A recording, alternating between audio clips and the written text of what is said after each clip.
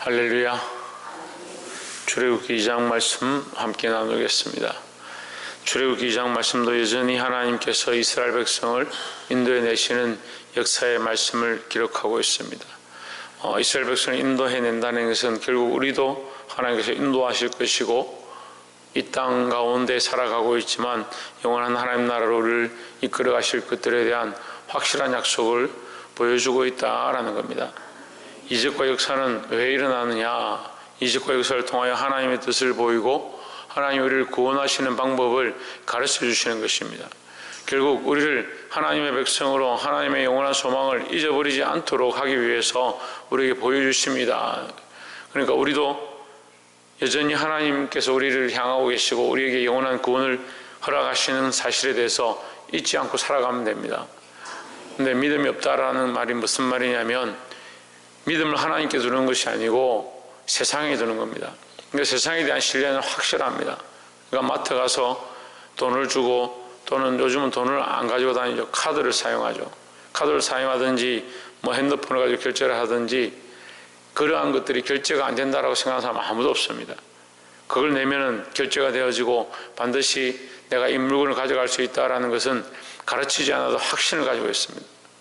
하지만 우리가 믿음으로 살면 하나님 나라를 바라보면 구원을 얻는다라는 사실에 대해서 점점 희미해집니다. 그러니까 이 땅의 것들에 대한 신뢰는 자꾸 많아지고 하나님 나라에 대한 소망은 자꾸 사라져가는 것이 이 약한 세대의 모습이다. 결국 주님께서 내가 올 때에 믿음을 보겠느냐? 그럼 그것은 예수님의 예언과 같은 말씀인데 그 말씀이 틀리지 않으니까 시대가 어떻느냐? 점점 믿음이 없어져 간다. 누구에 대한 믿음이 없느냐? 하나님에 대한 믿음이 없다는 거예요. 그럼 하나님에 대한 믿음이 없는 것이 하나님이 우리에 대한 믿음이 없느냐? 그렇지 않습니다.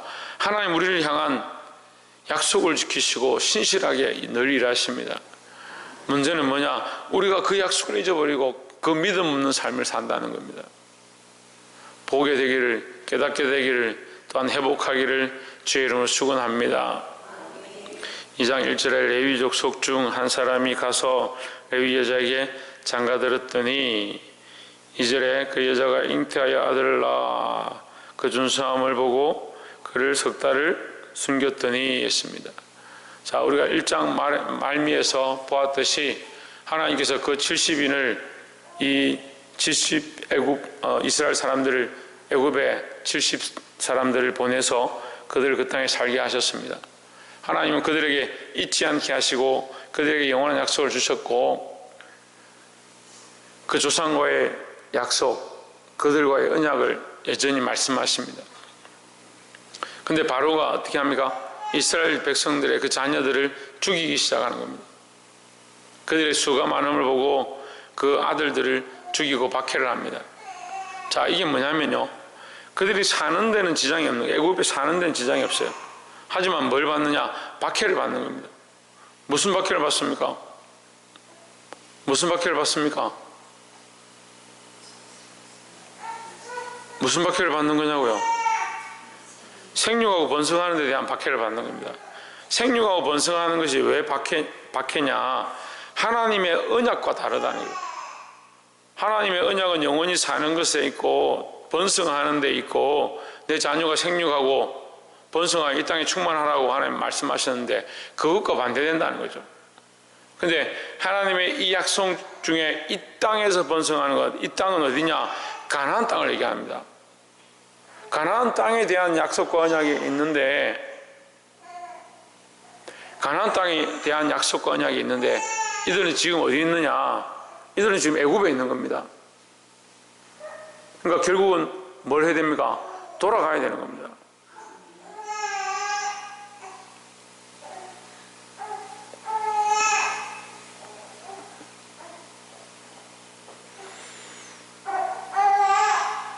그래서 2장에서 여자가 잉태하여 아이를 낳아 그 준수함을 보고 몇 달을? 말씀 안 듣습니까? 몇 달을? 석 달을 숨겼더라 했습니다. 석 달을 숨겼다는 말은 다 컸다는 거죠. 지금 기쁨이도 지금 이렇게 시끄러운 게 석 달쯤 됐거든요. 그 아이가 석 달쯤 되면 100일이죠. 자기 소리를 내는 겁니다.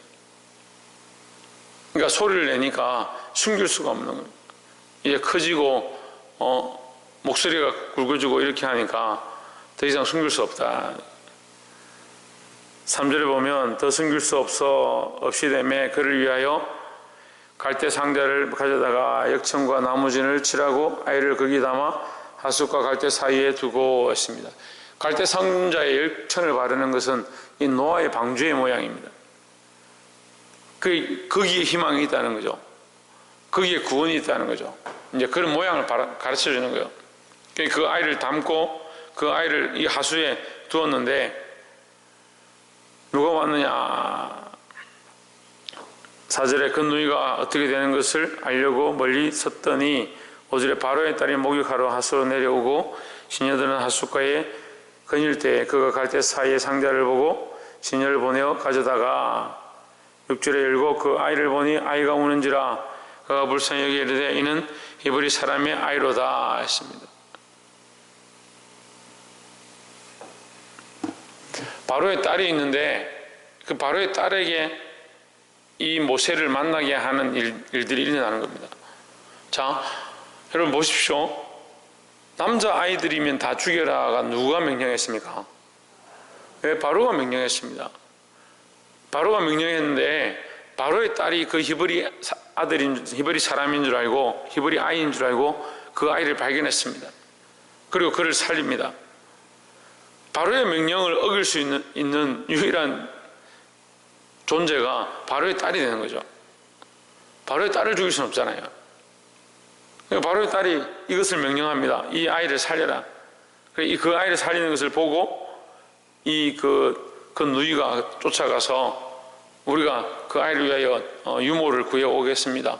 그 젖먹이는 자를 데려올까요? 이렇게 물으니까 그래 데려와라. 그리고 그 아이에게 젖을 먹여라. 불쌍히 그 여인 안에 일어났습니다. 뭐 하는 거냐? 이게 무슨 일이냐? 하나님의 방법에 대해서 보여주는 거예요. 그러니까 하나님은 요셉이 은 20에 팔려가지고 애굽의 종이 돼서 팔려왔습니다. 팔려온 것도 비참하고 죽을 수밖에 없는 상황 가운데 살아가는데 그에게 그 집안의 대수사를 맡기고 그것도 억울한데 감옥에 끌려가고 감옥에 가서도 희망이 없이 살아가고 그런데 말도 안 된 그 소년이 애굽의 총리가 되었다. 왜 총리가 되었느냐? 그가 지혜롭고 꿈을 잘 해석했고 하나님이 뭘 하시느냐? 그 요셉을 통해서 이스라엘 그 애굽 야곱의 자녀들을 번성케 하시고 하나님의 약속을 이루어 가시는 일들을 하나님 하고 계시다는 거죠. 출애굽기 2장에서도 불가능한 상황 가운데 남자 아이면 죽어야 되는 그런 상황 가운데 하나님이 유일한 통로의 길을 열으시는데 바로의 딸을 사용하는 겁니다. 우리가 세상을 의지할 필요는 없지만 하나님께서 세상을 쓰시는 거죠. 세상에 그것들을 사용하시는 겁니다. 우리는 그 속에서 하나님의 역사하고 하나님 하신 일을 보아야 합니다. 10절에 그 아이가 자라매 바로의 딸에게로 데려다가 그의 아들이 되니라. 그가 그 이름을 모세라 하여 이르되 이는 내가 그를 물에서 건져내었음이라 하였더라 했습니다. 이름을 모세라 했다. 성경에는 이름이 굉장히 중요합니다. 이름이 다 의미가 있고 그 아이가 태어난 이유가 있고 또한 그의 삶의 목적들이 나타납니다. 결국 이름대로 되어지는 거죠. 근데 모세는 건져내었다. 건져냄을 당한 자가 뭘 하느냐? 건져내는 일들을 하는 겁니다. 구원의 방주로 말미암아 구원을 얻은 자가 구원의 일을 감당한다라는 거죠. 그럼 우리는 뭐냐? 우리도 모세와 같은 자들이 되어야 합니다. 하나님의 은혜로 구원을 얻었습니다. 하나님의 은혜로 구원을 얻었다면 우리는 뭘 해야 되냐? 뭘 해야 됩니까? 우리도 구원의 일들을 해야 되는 겁니다. 하나님의 은혜로 구원을 얻었다고 생각하는데 왜 구원의 일을 하지 않느냐? 아까 처음에도 말씀드렸죠. 믿음이 자꾸 희미해진다고요. 하나님의 음성보다, 하나님의 말씀보다 세상의 것들을 더 바라보니까 구원의 일을 해야 되고 그 구원의 약속의 일을 해야 되는데 무슨 일을 하냐? 사람의 일을 하는 겁니다. 그럼 모세가 무슨 일을 합니까? 돌로 사람 쳐 죽이는 일을 하는 겁니다. 자기 민족을 박해한다고 애국 사람을 돌로 쳐 죽입니다. 그 다음 날에 가서 히브리인끼리 싸우는 걸 보고 너희들이 왜 싸우느냐? 그렇게 하니까 그 히브리 사람이 네가 우리 재판관을 데리고 하느냐? 누가 너를 우리의 재판관을 세웠냐? 어제도 애국 사람 돌로 쳐 죽이더니 오늘 우리를 죽이려고 하느냐? 그런 얘기를 합니다. 모세를 건져내어서 구원의 일을 감당하도록 하셨는데 모세가 뭐하냐? 인간적인 혈기로 인간적인 일들을 한다는 거죠. 오늘 우리에게 그리스도를 알게 하고 하나님 나라를 알게 하고 구원의 일들을 하도록 우리를 부르셨는데 믿는 자들이, 하나님의 백성들이 구원의 일을 하지 않고 자꾸 무슨 일을 하냐? 인간적인 일들을 해가는 겁니다.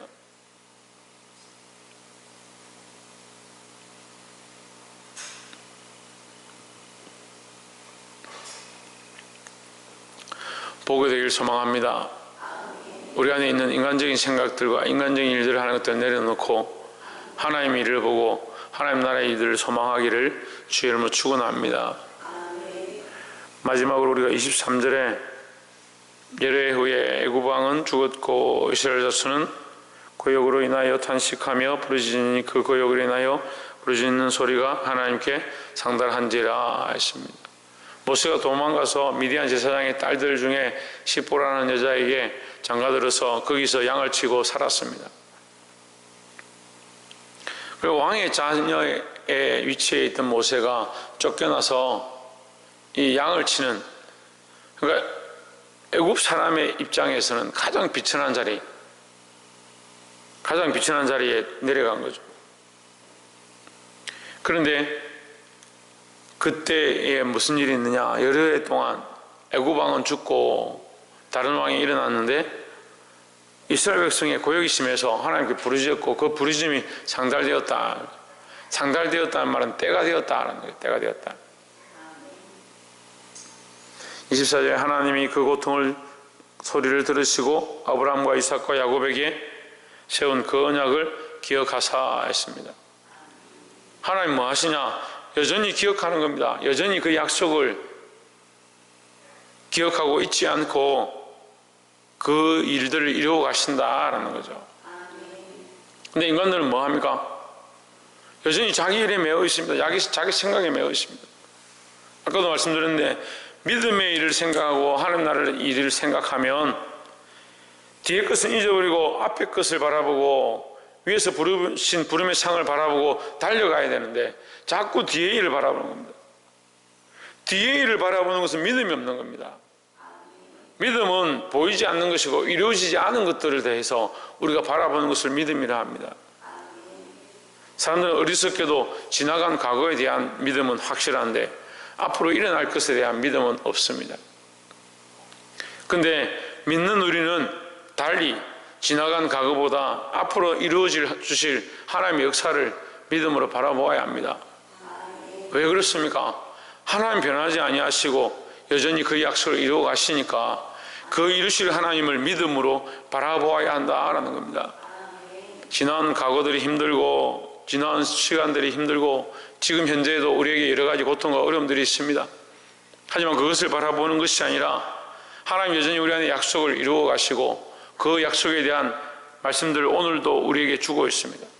우리가 이 믿음을 회복해서 하나님께서 이루어 가실 놀라운 일, 우리를 구원하시고 또한 구원의 일을 하게 하시는 것, 그 구원의 일을 감당할 수 있는 그리스도인들, 하나님의 백성들이 되어지기를 믿음으로 이것들을 바라보고 나아가시기를 주의 이름으로 축원합니다.